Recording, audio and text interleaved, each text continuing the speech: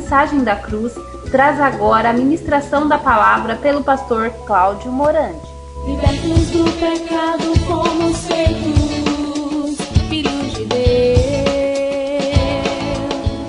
Queridos, nós vamos, em nome do Senhor Jesus Cristo, estar tomando as nossas Bíblias. Vamos abri-la na carta de Paulo aos Colossenses, capítulo 2. Colossenses, capítulo 2. Vamos ler do 8 em diante. Colossenses, capítulo 2, a partir do verso 8, para nós tratarmos um pouquinho desse tema aqui e verificarmos a nossa suficiência em Cristo. Cristo, Ele é a nossa suficiência. Então vamos ler. Colossenses 2, versículo 8 em diante. E depois vamos ter uma palavra de oração, rogando o socorro do Espírito Santo, para que então Ele nos guie a toda a verdade. Cuidado que ninguém vos venha a enredar com a sua filosofia e vãs sutilezas, conforme a tradição dos homens, conforme os rudimentos do mundo, e não segundo Cristo, porquanto nele habita corporalmente toda a plenitude da divindade. Também nele estáis aperfeiçoados. Ele é o cabeça de todo principado e potestade.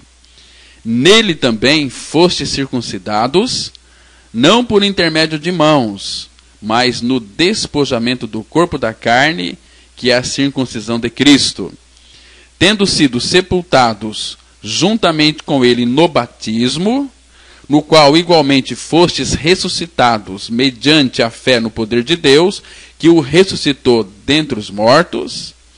E a vós outros que estáveis mortos pelas vossas transgressões e pela incircuncisão da vossa carne, vos deu vida juntamente com ele, perdoando todos os nossos delitos, tendo cancelado o escrito de dívida que era contra nós e que constava de ordenanças, o qual nos era prejudicial, removeu inteiramente, encravando na cruz, e despojando os principados e as potestades, publicamente os expôs ao desprezo, triunfando deles na cruz. Nós lemos aqui Colossenses, capítulo 2, dos versículos 8 até o 15.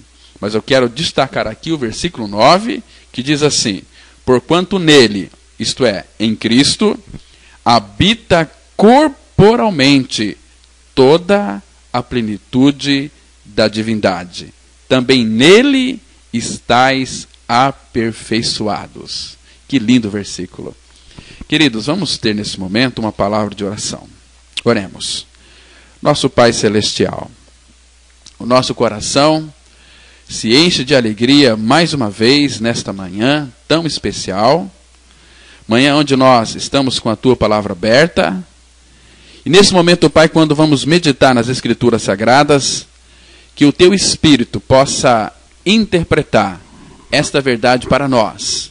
Pai Santo, conceda-nos a visão espiritual de Cristo, da Sua pessoa e da Sua obra. E eu te rogo e te suplico, meu Pai, no nome de Jesus, para que o Senhor o abençoe todos aqueles que nos escutam nesta oportunidade, para que as suas mentes sejam abertas e que seus corações se tornem receptíveis à voz da Tua palavra.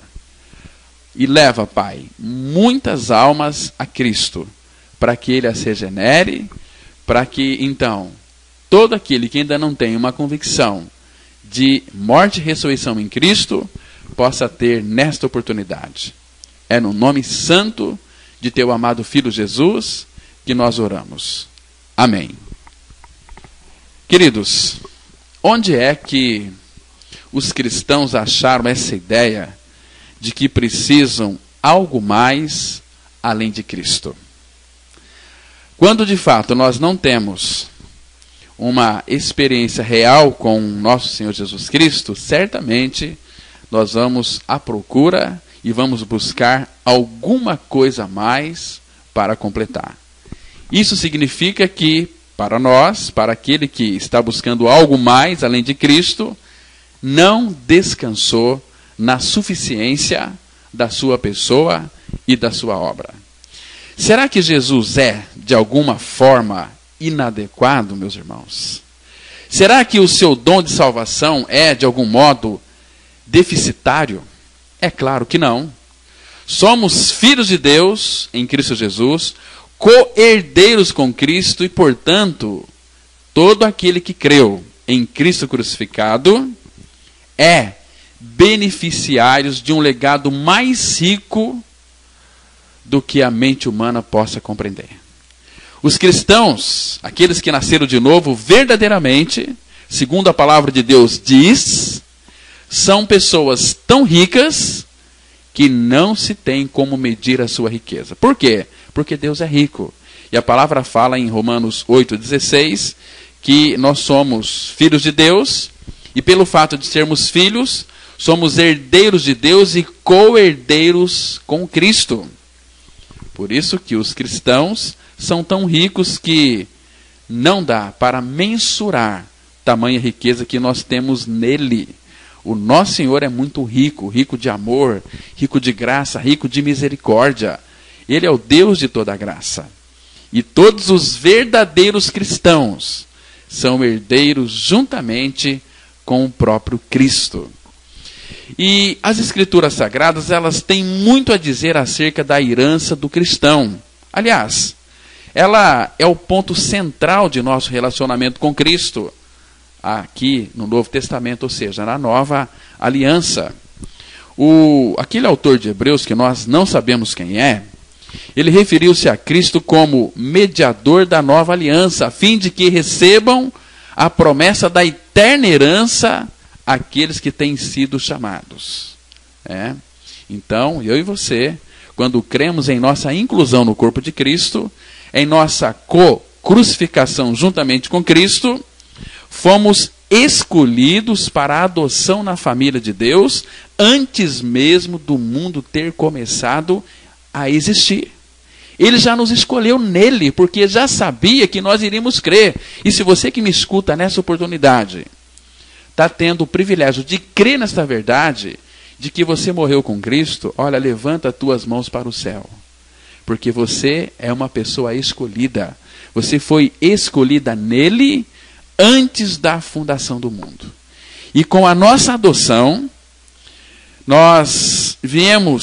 vieram para mim e para você todos os direitos e privilégios inerentes à membresia da família de Deus, incluindo aí uma herança no tempo e na eternidade que está além da nossa capacidade de esgotar.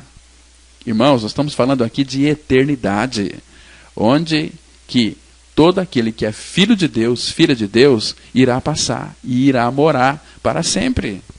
Por isso que este aqui era um elemento importante na teologia da igreja primitiva. Lá em Atos capítulo 26, versículo 18, o apóstolo Paulo, ele diz ter sido comissionado por Cristo para pregar aos gentios, para convertê-los das trevas para a luz e da potestade de Satanás para Deus, a fim de que recebam eles remissão de pecados e herança entre os que são santificados pela fé em Cristo. Isso é maravilhoso, meus irmãos. Então, Paulo, ele recebeu um comissionamento de Cristo para pregar aos gentios. Quem são os gentios? Eu e você. Mas hoje, quando cremos no Senhor, nós somos feitos famílias de Deus, nós somos inseridos no corpo de Cristo, que é a vida da igreja. Isso é maravilhoso, isso é rico.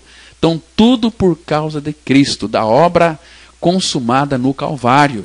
Porque lá na cruz, para que ele pudesse remover o nosso pecado, ele teve que morrer. Mas lá na cruz, quando ele nos atraiu, em João 12:32, Jesus ele diz assim: e eu, quando for levantado da terra, atrairei todos a mim mesmo. Então, isso significa que naquela cruz, Jesus Cristo, ele morreu.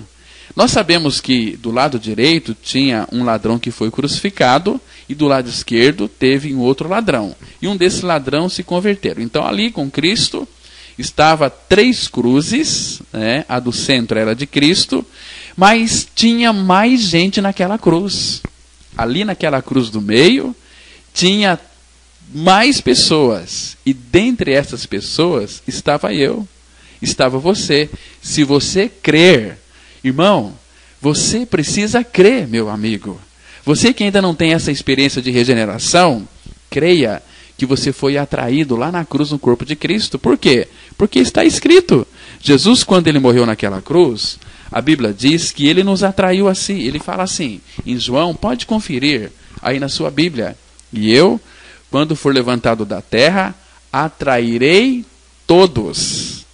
Essa palavra todos não deixa ninguém fora. Aliás, ficará de fora aquele homem, aquela mulher que não crê que foi atraído no corpo de Cristo. Então, porque ali está todos, então eu tenho que crer que dentro desse todos está o meu nome. Então, naquela cruz, tinha muitas pessoas. Ali na cruz é o lugar onde Cristo encontra com todos os pecadores. Nós somos puxados para Ele. Fomos colocados ali no corpo santo de Cristo para morrermos para o pecado. Lá na cruz, Jesus removeu o pecado de dentro de cada um de nós. Porque quando Ele morreu, eu e você estávamos nele. E pelo fato de nós estarmos nele, nós também fomos crucificados com Ele e morremos com Ele. Aquele texto tão precioso de Gálatas, capítulo 2, versículo 20, a Bíblia diz assim: já estou crucificado com Cristo, e vivo, não mais eu, mas Cristo vive em mim. Você está vendo que lindo é isto, meus irmãos? Esta deve ser a minha e a sua experiência. Tem que ser a nossa experiência, porque se nós não crermos em nossa morte com Cristo, meus irmãos, certamente o pecado vai nos levar para o inferno. É na nossa morte no corpo de Cristo que fomos libertados do nosso pecado. Somente quem morreu justificado está do pecado. Tem um texto lá em Colossenses, capítulo 1, versículo 12, que ele afirma que Deus Pai vos fez idôneos à parte que vos cabe da herança dos santos na luz. Que lindo, meus irmãos. O Pai nos preparou, nos fez idôneos, nos fez capazes, né, para que eu e você recebêssemos a herança dos santos na luz. Então, aqui nós percebemos que o apóstolo Paulo enxergava a herança do cristão como sendo tão grande que ele orou para que os efésios fossem espiritualmente iluminados, a fim de compreenderem a riqueza da glória dessa herança. Lá em Efésios 1,18, fala que ele iluminou os nossos corações para sabermos qual é a herança, a glória dessa herança dos santos. Efésios 1, verso 18. Então, meus amados, o conceito de uma herança recebida da parte de Deus tinha grande significado para os primeiros judeus que creram na pessoa de Cristo Jesus. Isso é maravilhoso, amados. Já que os pais ali do Antigo Testamento receberam a terra de Canaã como herança pertencente à aliança feita por Deus com Abraão. Né? Você pode conferir essa verdade em Gênesis, capítulo 12, o verso 1. Então, a herança deles era, em grande parte, terrena e material, embora também ali incluísse muitas bênçãos espirituais. Mas, quando cremos no Senhor, a nossa herança em Cristo, entretanto, é primordialmente espiritual. Ou seja, não se trata de uma promessa de riqueza e prosperidade material. Ela vai muito além das bênçãos físicas, que essas bênçãos físicas, elas são transitórias e baratas. Nós, os que cremos, herdamos nada mais, nada menos do que o próprio Deus. Então, este conceito era a chave na compreensão vetério-testamentária de uma herança espiritual. Por exemplo, Josué, capítulo 13, versículo 33, ele afirma o seguinte: Josué 13, verso 33. Diz assim a palavra: Porém, a tribo de Levi, Moisés não deu herança. O Senhor Deus de Israel é a sua herança, como já lhes tinha dito. Está vendo aqui? Eles não tiveram herança, mas eles tinham Deus, o Deus de Israel, como a sua própria herança. E das 12 tribos de Israel, Levi tinha uma função espiritual muito especial. Era a tribo sacerdotal. E como tal, os seus membros não herdaram uma porção sequer da terra prometida. Por quê? Porque o próprio Senhor era a herança deles. E eles literalmente herdaram a Deus como possessão. Eles tinham a posse do seu próprio Deus, que é dono de todas as coisas, da terra, dos céus, do mar, de todos os abismos. Deus, ele é Senhor de tudo. Davi, ele disse lá no Salmo 16, versículo 5, o Senhor é a porção da minha herança. Que lindo, meus irmãos. E também, lá naquele Salmo 73, os versículos 25 e 26, o Salmo de Asaf, lá está escrito o seguinte: Quem mais tenho eu no céu? Não há outro em quem eu me compraza na terra. Deus é a fortaleza do meu coração e a minha herança para sempre. Irmãos, que precioso é termos o Senhor, o próprio Senhor, Criador de todas as coisas, como a nossa herança. E herança não transitória, mas herança para sempre. O profeta Jeremias, lá em Lamentações, capítulo 3, versículo 24, ele afirmou o seguinte: a minha porção é o Senhor, portanto, esperarei nele. A minha porção é o Senhor. E a sua porção qual é? Será que a sua porção é as bênçãos dele? Queridos, nós temos que rogar a ele que ele venha se revelar a nós, que ele seja formado em nosso coração, em nosso interior, para percebermos primeiro que ele é a nossa herança. E o nosso Senhor, ele é grande. O nosso Senhor, como nossa porção, é aquele que vai satisfazer a nossa fome interior, a fome da alma. Ele vai satisfazer a nossa sede de significado. Ele mesmo vem ser a nossa paz neste mundo tão louco, tão conturbado, nesta geração perversa em que todos nós vivemos. Sendo ele a nossa porção, nós vamos resplandecer como luzeiros do mundo. Então, meus amados, a minha porção é o Senhor. Sendo ele a minha porção, eu esperarei nele. Então, esse princípio aqui do Antigo Testamento se aplica a cada um de nós. Se aplica a você, se aplica a mim. Nós somos, como diz a palavra de Deus, herdeiros de Deus, meus queridos. Romanos 8,17 fala que nós somos herdeiros de Deus e co-herdeiros de Cristo. E tem um texto também muito precioso em 1 Pedro capítulo 2, versículo 9.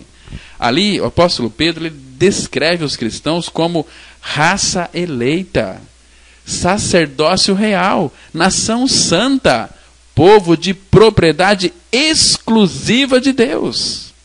Querido amigo ouvinte, eu e você, quando cremos em nossa morte e ressurreição juntamente com Cristo, nós somos dele e ele é nosso. Isto é tão maravilhoso. Que alegria, que gozo saber que herdamos o próprio Deus e que passaremos a eternidade na presença dele.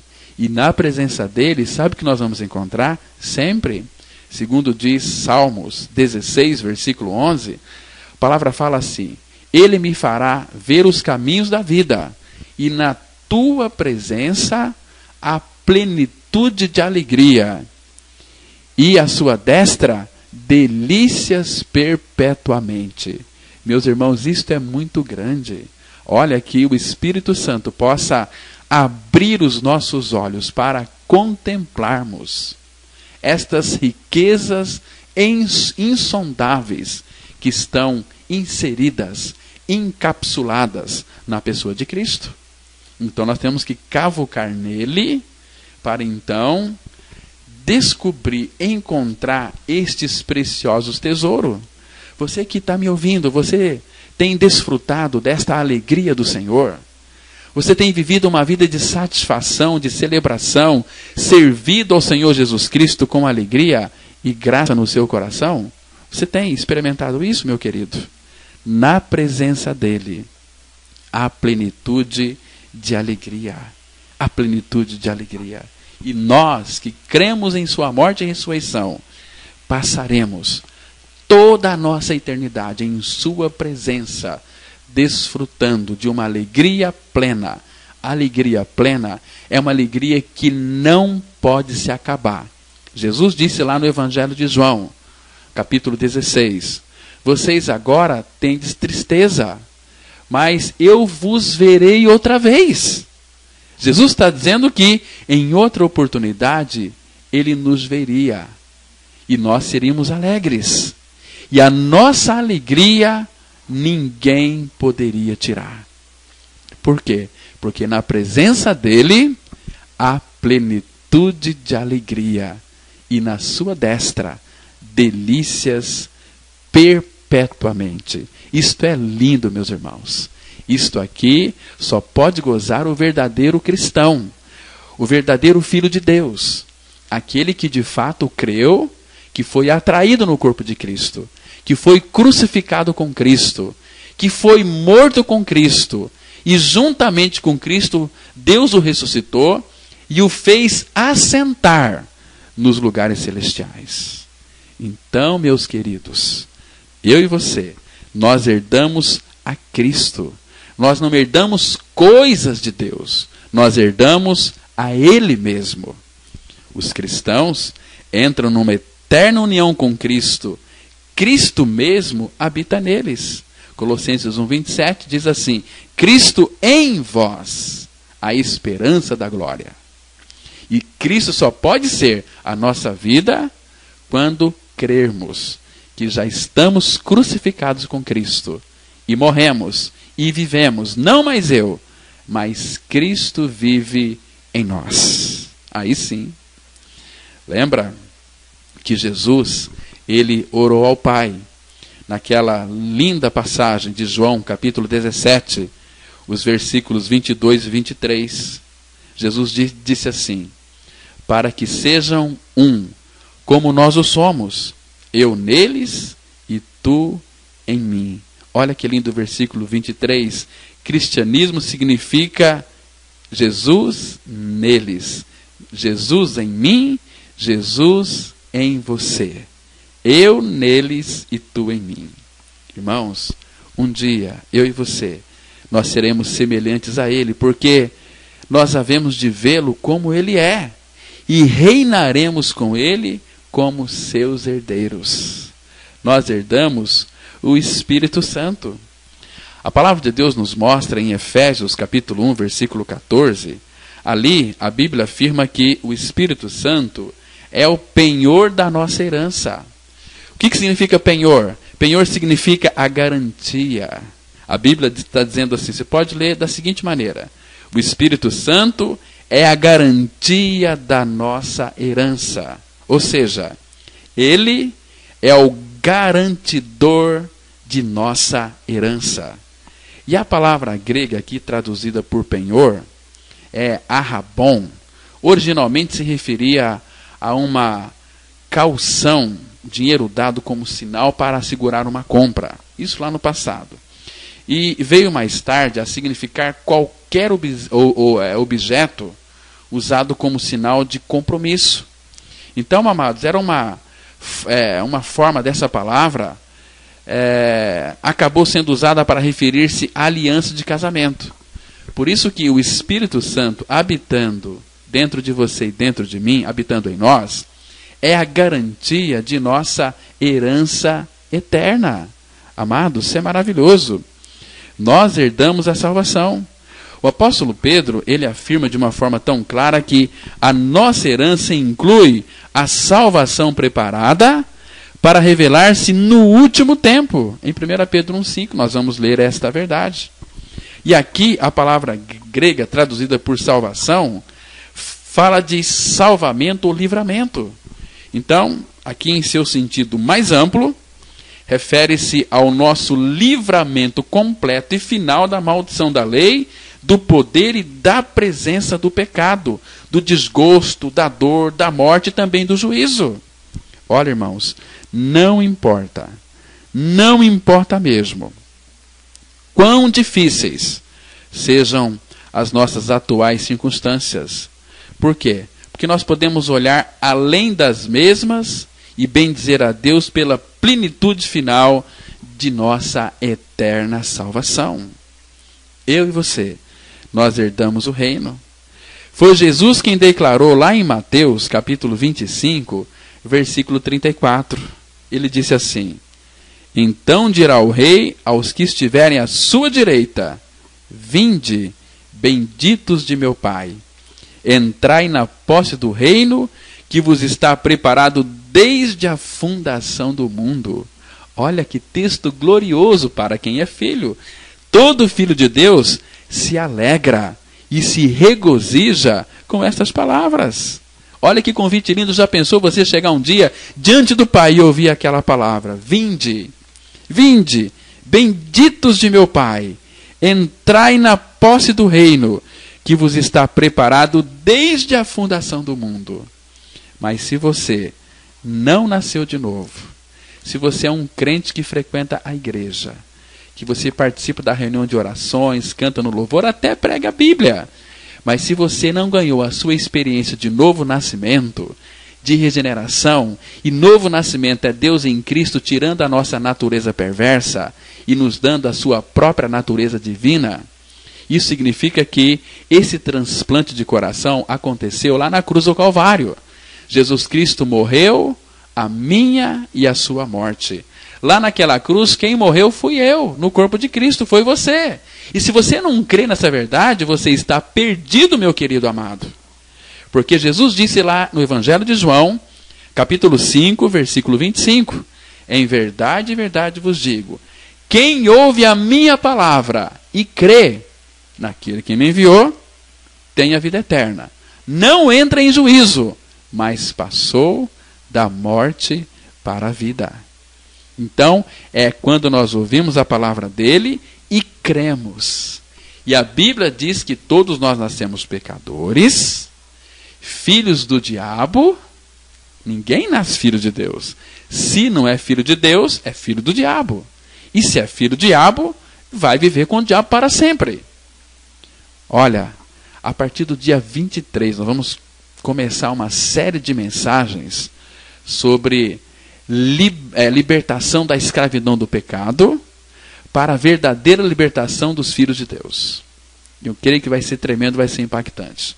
Então, novo nascimento é quando nós cremos em nossa crucificação juntamente com Cristo, lá na cruz, no seu corpo santo, porque ali nós perdemos a nossa natureza pecaminosa, perversa, rebelde, e ganhamos a vida de Cristo pela ressurreição.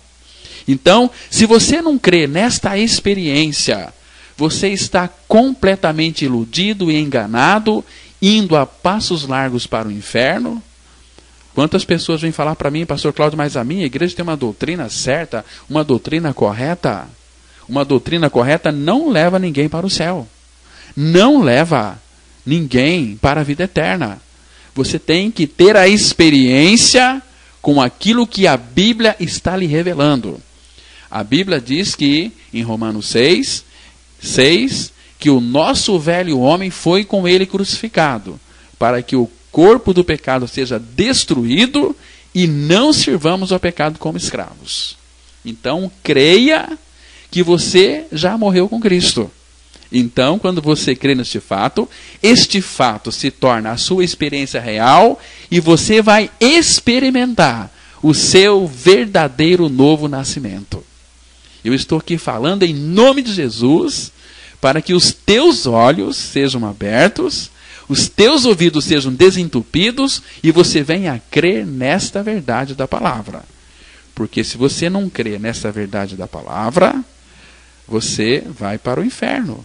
Porque o próprio Deus, Ele mesmo, pode e vai enviar ao seu coração, é o próprio Deus, irmãos. Quando nós deixamos de atender a sua palavra, atender a sua verdade, o próprio Deus envia no coração das pessoas que são crentes a operação do erro. Para quê? Para elas darem crédito à mentira. Por quê? Porque não acolheram o amor da verdade para serem salvas. Em 2 Tessalonicenses, capítulo 2, do versículo 9 ao 12, a Bíblia diz assim: ora, o aparecimento do iníquo é segundo a eficácia de Satanás, com todo o poder e sinais e prodígios da mentira. Então, meus irmãos, deixa eu dar uma parada aqui. Hoje, o povo de Deus, os crentes, estão buscando poder, sinais, prodígios e curas, mas a Bíblia fala aqui que é da mentira. Você está dizendo que Deus não cura? Não estou dizendo isso. O nosso Deus é o Deus Todo-Poderoso que cura, mas a cura dele acontece de dentro para fora. Hoje a religião cura câncer, cura lepra, cura paralisia, uma série de coisas. Isso aqui é só sintoma da doença. A doença chama-se pecado. E o pecado gera os seus frutos, que são podres, câncer, todo tipo de doença. Isso a religião pode curar. Cura o sintoma. Jeremias 6,14, a Bíblia diz assim: porque eles curam superficialmente a ferida da filha do meu povo, dizendo paz, paz, quando não há paz. Agora, a verdadeira libertação desta doença diabólica é o pecado, e somente a obra da cruz que vai alcançar este carnegão. E Deus não vai fazer uma reforma. Deus pega este pecado, coloca no corpo de Cristo e crucifica juntamente com Cristo, e ali você morre com Cristo. Ali é o fim seu, o meu fim. Ali o pecador acaba. Ali o pecador morre com Cristo para o pecado. Mas você não para na morte. Jesus, o Pai, quando ressuscitou Jesus dentre os mortos, afirma que, Efésios 2, verso 6, que juntamente com Ele nos ressuscitou e nos fez assentar nos lugares celestiais em Cristo Jesus. Agora o povo está buscando poder, sinais, prodígios da mentira. Versículo 10 diz assim: e com todo engano de injustiça aos que perecem, porque não acolheram o amor da verdade para serem salvos. Agora veja o versículo 11. É por este motivo, pois, que Deus lhes manda a operação do erro para darem crédito à mentira. Queridos, a Bíblia está dizendo aqui que é o próprio Deus quem vai mandar para a sua vida a operação do erro para você acreditar na mentira. Por quê? Porque você não deu crédito à verdade. Antes, pelo contrário, deleitaram-se com a injustiça. Às vezes eu fico tão assustado.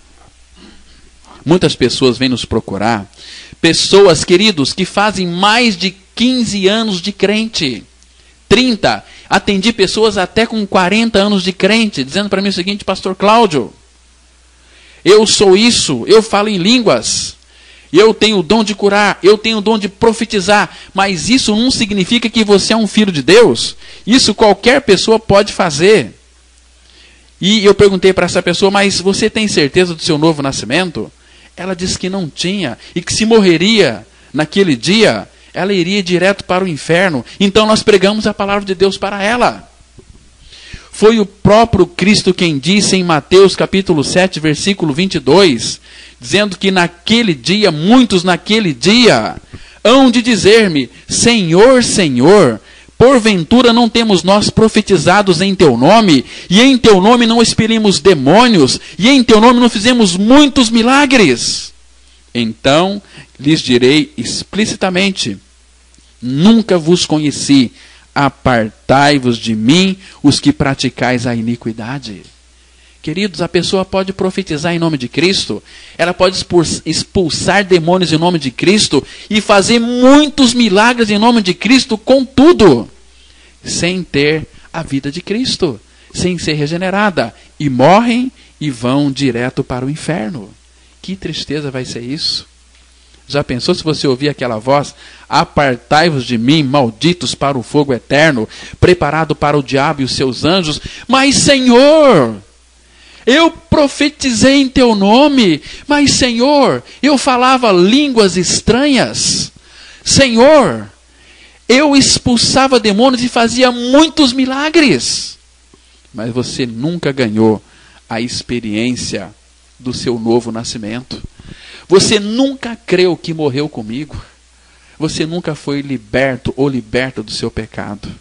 E a Bíblia diz no Salmo 9, versículo 17, que os ímpios, quem são os ímpios? Aqueles que não creem. Os perversos serão lançados no inferno. E todas as nações que se esquecem de Deus. Meu amigo, estou falando com você. Você já nasceu de novo? Você já creu na sua morte e ressurreição em Cristo? Por favor, avalie. Amados, que lindo vai ser ouvir aquela voz de Cristo: vinde, benditos de meu Pai, entrai na posse do reino que vos está preparado desde a fundação do mundo. Já pensou que lindo vai ser isso? Olha, meus irmãos, como é que vai ser aquele dia? Paulo disse lá em 1 Coríntios 2, versículo 9, nem olhos viram, nem ouvidos ouviram, nem jamais penetrou em coração humano o que Deus tem preparado para aqueles que o amam.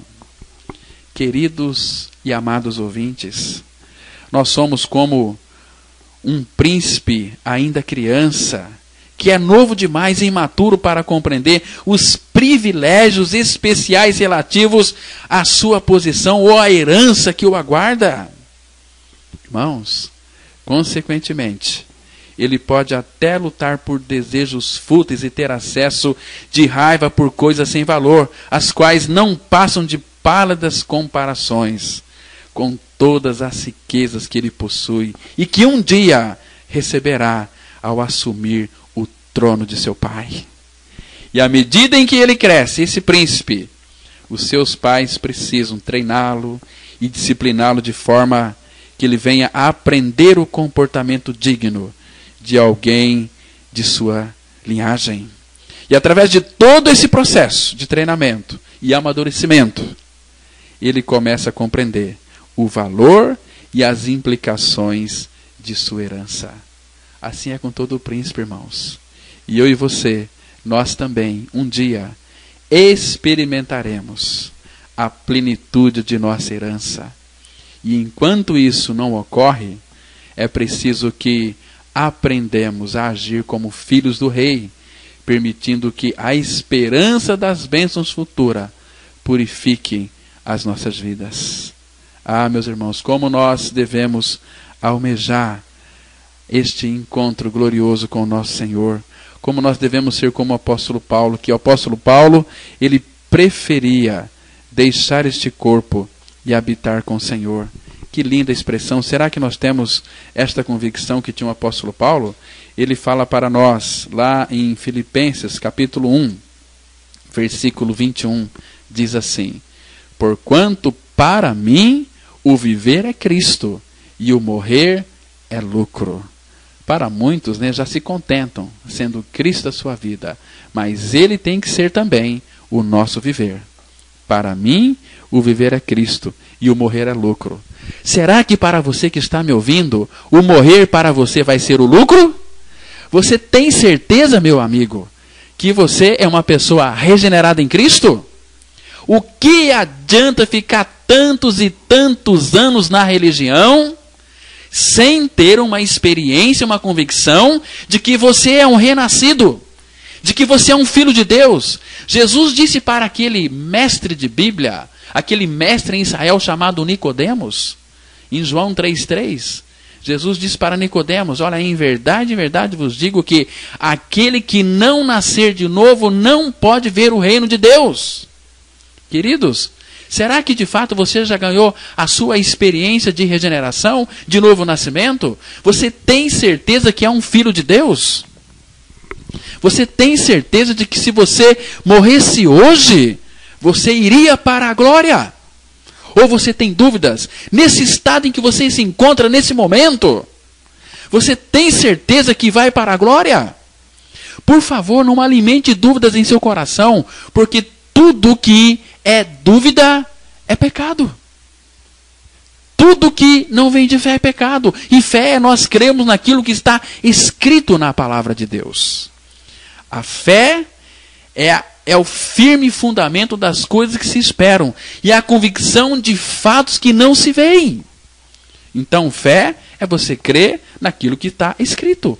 Em fatos verídicos da palavra de Deus. E a Bíblia, ela não contém a palavra de Deus. A Bíblia é a palavra de Deus. Queridos, nós temos que fazer uma volta urgente para a verdade das Escrituras Sagradas. Nós estamos muito aí envolvidos com tantas obras. Nós amamos a obra de Deus. Nós amamos a igreja. Mas será que nós amamos o Senhor da igreja, o Senhor da obra? Primeiro é a Ele, meus irmãos. Primeiro temos que nos voltar inteiramente para Ele. A igreja deve se voltar inteiramente para Cristo.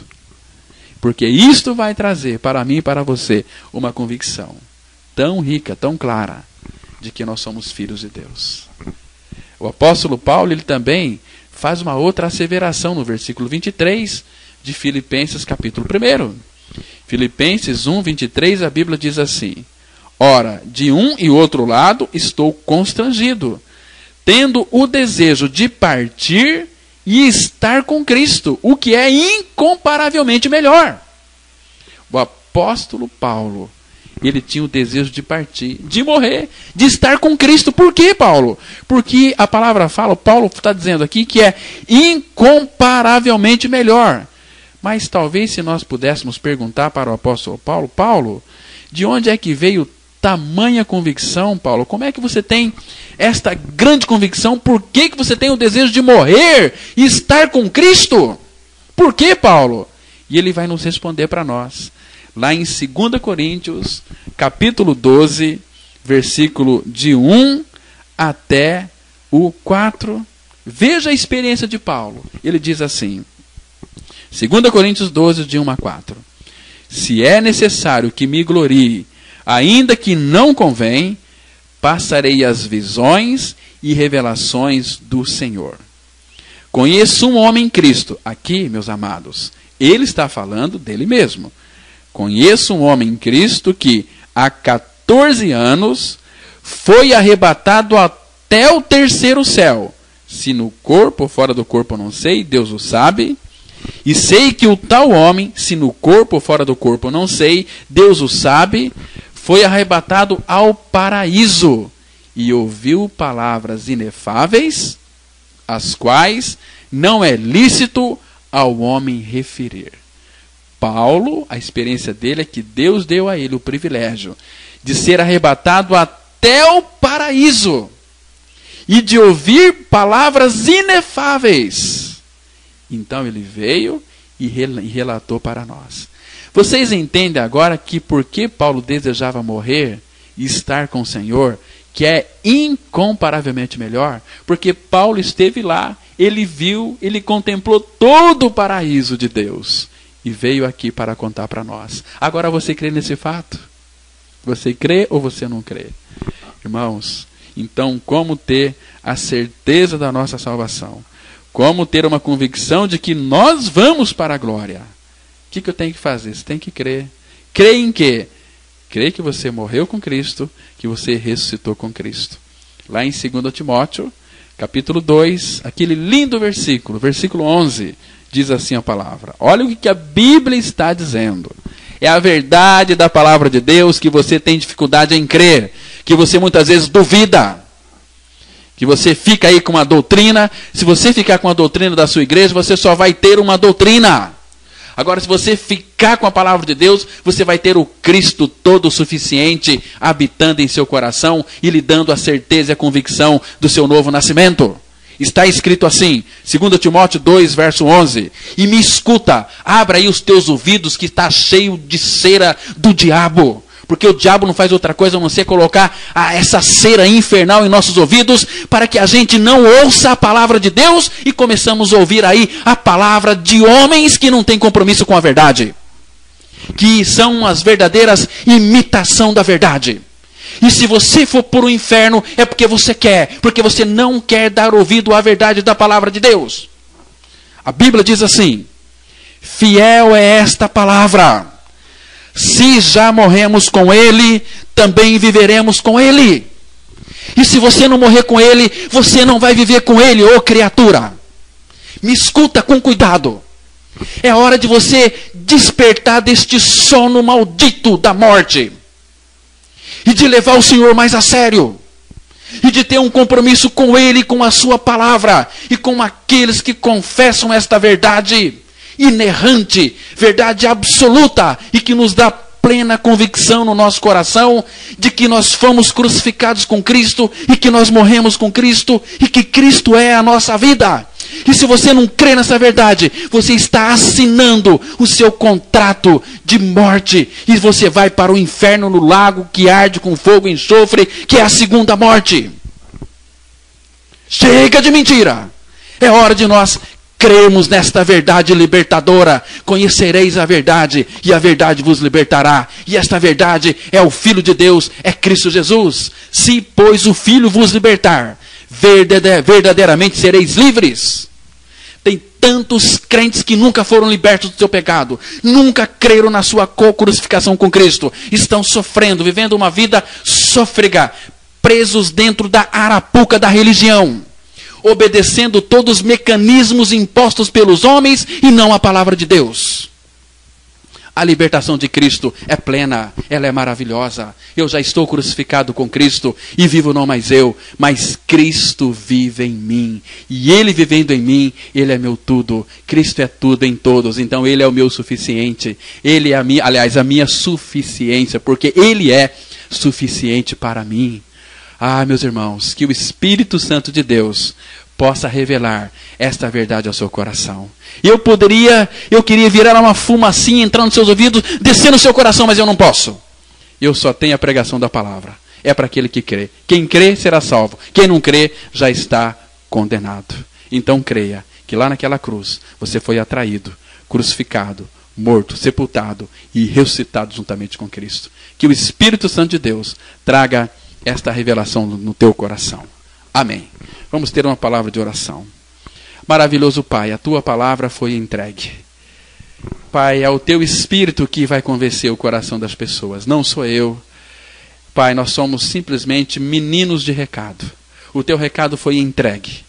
Oh, meu Pai, o Senhor sabe aqueles que irão crer. E por tua graça, Pai, conduz essas pessoas a Cristo, para que elas possam, de fato, ter os seus corações abertos e vir a crer nessa palavra e descansar em Cristo. Faça isso, meu Pai, por misericórdia. Nós oramos em nome de teu Filho Jesus. Amém. Queridos, bom dia para vocês. Tenham aí um ótimo dia. Deus abençoe. Graça e paz.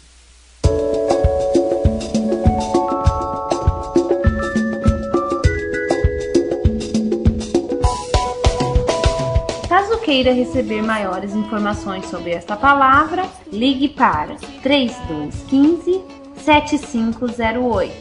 Repetindo, 3215-7508.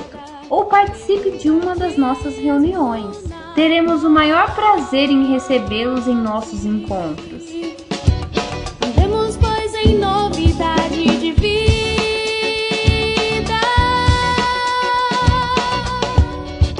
Atenção para os dias e horários das reuniões, que são todas as quintas, às 20 horas e todos os domingos, às 9 e às 19 horas. Eterna em Cristo Jesus, nosso Senhor.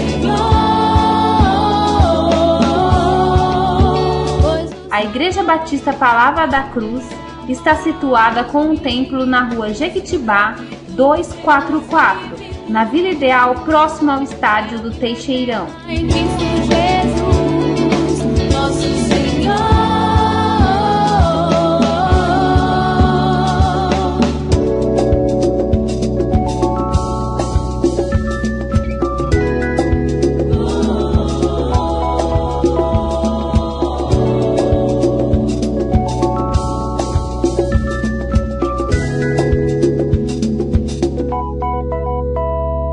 Libertos do pecado, fomos feitos filhos de Deus,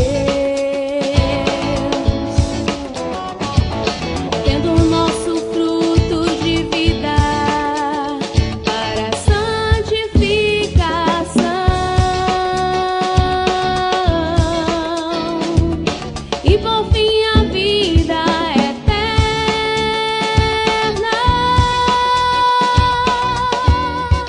Tenham todos um bom dia e estejam com a graça e a paz de Cristo. A sombra do